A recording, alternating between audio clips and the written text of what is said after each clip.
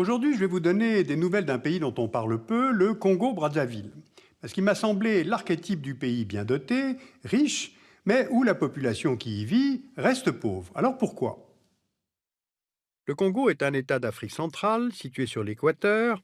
Il est voisin du Gabon, du Cameroun, de la République centrafricaine, de la République démocratique du Congo et de l'Angola, par l'enclave de Cabinda. Et il dispose d'une façade sur l'Atlantique de 170 km. Le pays fait 342 000 km², c'est à peu près la superficie de l'Allemagne.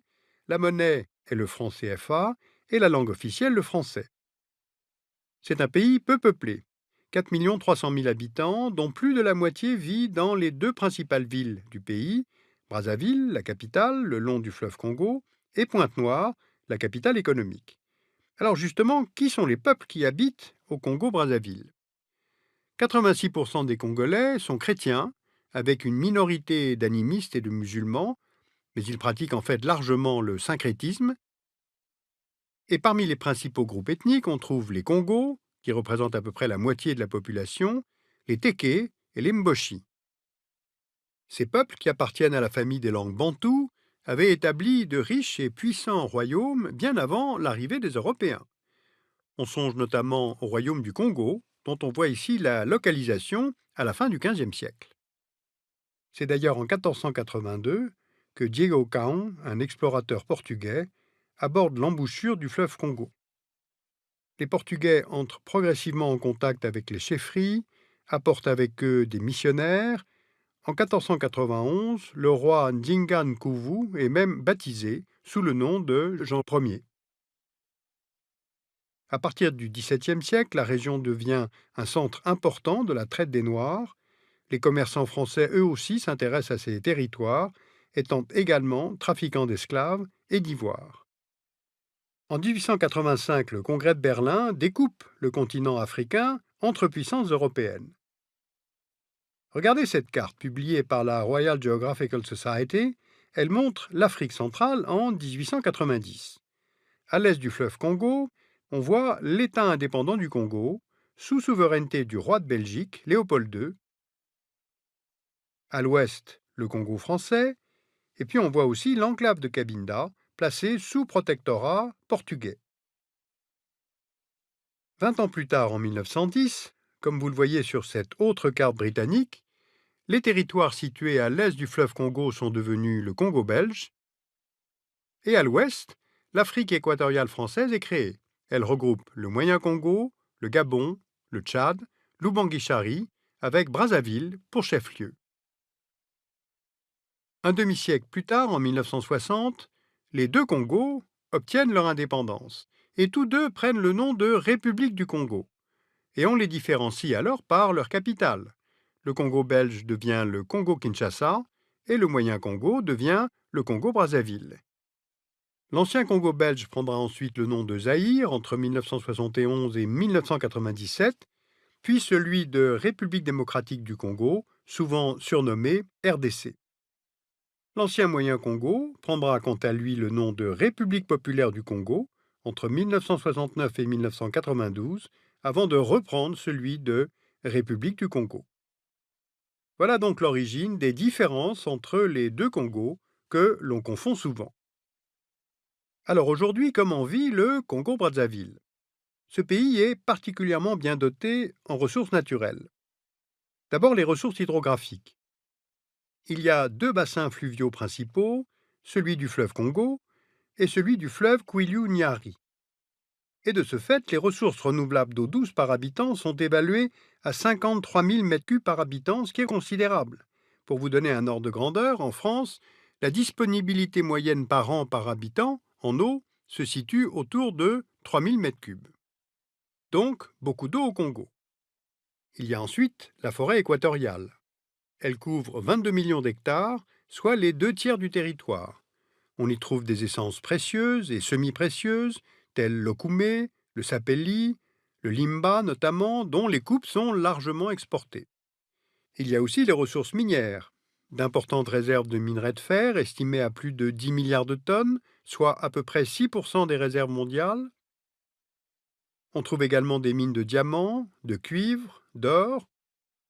Et puis enfin, il y a le pétrole, presque exclusivement situé en offshore, avec une production d'environ 300 000 barils par jour en 2012. Dans le rapport annuel de British Petroleum, le Congo est le 6e producteur de pétrole en Afrique. Or, toute l'économie congolaise repose sur cette production et sur le raffinage, puisque le pétrole et ses dérivés représentent à la fois 90% des exportations du pays, 70% du PIB et 75% des recettes budgétaires. Donc on mesure ainsi le très grand niveau de dépendance par rapport au pétrole. Bien, voilà donc un pays riche, mais pas ses habitants, car la moitié de la population du Congo vit avec moins de 1,25 $ par jour en parité de pouvoir d'achat, c'est-à-dire sous la barre du seuil d'extrême pauvreté défini par la Banque mondiale. Un tiers de la population du Congo est sous-alimentée. Et cette situation est d'autant plus paradoxale que le pays dispose d'un réseau hydrographique dense, on l'a vu, et de 10 millions d'hectares de terres arables. Sauf que seulement 2% de ces terres arables sont cultivées. Et le Congo doit même importer la majorité de ses denrées alimentaires. Blé, farine de blé, volaille en provenance de l'Europe, viande en provenance du Tchad, légumes en provenance de la RDC et du Cameroun. Il y a donc un manque d'investissements nationaux dans le secteur agricole. Et aujourd'hui, ce sont des acteurs étrangers qui investissent dans le foncier agricole du Congo. Alors allons voir. Entre 2000 et 2014, voici les pays qui ont investi dans les terres arables au Congo-Brazzaville. La Malaisie et les îles Vierges britanniques pour la production agricole, l'extraction de bois, la production d'agrocarburants, l'Italie et le Canada pour la production agricole, l'Afrique du Sud pour l'extraction de bois. Au total, les acquisitions foncières à grande échelle pour la vente ou la location ont concerné plus d'1 million d'hectares dans le pays, ce qui représente à peu près 10% des terres arables du Congo. Maintenant, voyons la Chine, désormais un acteur important dans ce pays. Elle est présente dans l'exploitation des matières premières du sous-sol congolais. Plusieurs accords de coopération ont été conclus, notamment dans les secteurs miniers, pétroliers, forestiers, et en échange, elle est impliquée dans les grands travaux de modernisation du Congo-Brazzaville. Et là, les besoins sont immenses, particulièrement en ce qui concerne les infrastructures de transport. Le Congo compte 2 aéroports internationaux à Brazzaville et à Pointe-Noire, et les Chinois ont investi plus de 200 millions d'euros pour construire une 2e piste et un nouvel aérogare à Brazzaville.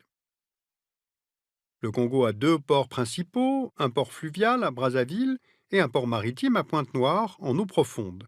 C'est le plus important d'Afrique centrale, il assure la totalité du transit des marchandises qui entrent et qui sortent du Congo.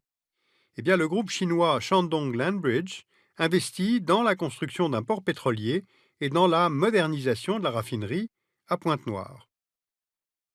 Quant aux routes, dont vous voyez ici les principales, il y a 8000 km officiellement répertoriés dans le pays, mais seulement 15% sont goudronnés.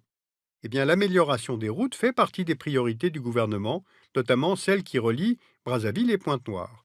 Et la plupart des grands chantiers routiers sont exécutés par des sociétés chinoises. Autre problème, seulement 900 km de réseau ferroviaire relient presque exclusivement Pointe-Noire à Brazzaville et ils sont en mauvais état. Alors il est bien question de faire de ce pays un émergent d'ici 2025, mais en fait le Congo est très peu inséré économiquement dans son environnement régional et puis surtout la région est très instable. Cette dernière carte nous montre la localisation des réfugiés sur le sol congolais. En 2013, selon le HCR, le Congo-Brazzaville accueillait 70 000 réfugiés et demandeurs d'asile, 260 réfugiés angolais chassés par les conflits qui se sont succédés dans leur pays entre 1961 et 2002 et par les tensions dans l'enclave de Cabinda, 8 000 réfugiés rwandais s'étant exilés à la suite du génocide, 11 000 réfugiés originaires de la République centrafricaine, arrivés depuis mars 2013, ayant bien sûr fui la crise en cours dans le pays, et plus de 50 000 réfugiés originaires de RDC, arrivés en 2009. Voilà donc un pays relativement protégé des instabilités régionales, mais qui pourrait engendrer lui-même les germes de sa propre instabilité. L'économie informelle y est très développée, autour de 50% du PIB officiel, donc l'assiette fiscale est réduite d'autant. D'après le classement de Doing Business de la Banque mondiale, le Congo est très très mal noté, très mal classé. D'après l'index de la démocratie de The Economist, publié chaque année, le Congo est classé régime autoritaire, avec une corruption endémique et qui bénéficie de l'impunité. Il a été noté que chaque année, environ 1,5 milliard de dollars non traçables quittent le Congo. Alors où vont-ils et au profit de qui? Eh bien, pour la population congolaise qui vit sur place et sous le seuil de pauvreté, évidemment, il y a faible légitimité de l'État. Alors vous pouvez lire La Chine au Congo-Brazzaville, stratégie de l'enracinement et conséquences sur le développement en Afrique. C'est un livre de Julien Bokilo-Losailly aux éditions de l'Harmattan en 2012. Et puis si vous souhaitez accéder aux vidéos du dessous des cartes en illimité, sachez qu'il existe un service d'abonnement via Dailymotion avec plus de 200 épisodes en ligne.